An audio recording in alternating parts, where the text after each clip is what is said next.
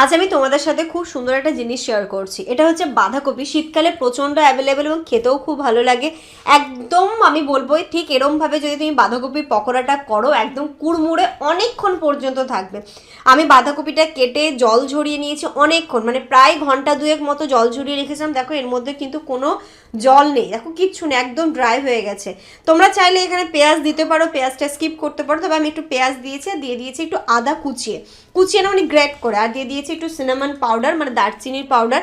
যদি বাড়িতে দারচিনির পাউডার না থাকে সেক্ষেত্রে দারচিনি থেতো করেই দিয়ে দেবে, মানে এমন নয় যে দারচিনি পাউডারই দিতে হবে।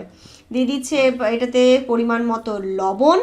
খুবই কম ইনগ্রেডিয়েন্টস দিয়েই ঠিক এরকমভাবে বাঁধাকপির পকোড়াটা করে দেখো, তারপরে বলবে যে দিদি সত্যি। এর মধ্যে কোনো বেকিং পাউডার বেকিং সোডা আমি কিচ্ছুই দেবো না, কিচ্ছু না, এমনি কিন্তু এটা একদমই কুড়মুড়ে হয়ে যাবে। দিয়ে দিলাম অল্প একটু হলুদ, আর যেটা দেবো ব্যাস, এর মধ্যে আর কিছু যাবে না, অল্প একটু চিনি দেবো। চিনিটা দিলে একটু টেস্টটা খুব ভালো হয়। আর অল্প একটু বেসনটাও অল্প পরিমাণে দিয়ে অল্প অল্প জল দিয়ে আমি ভালো করে মাখিয়ে নেব।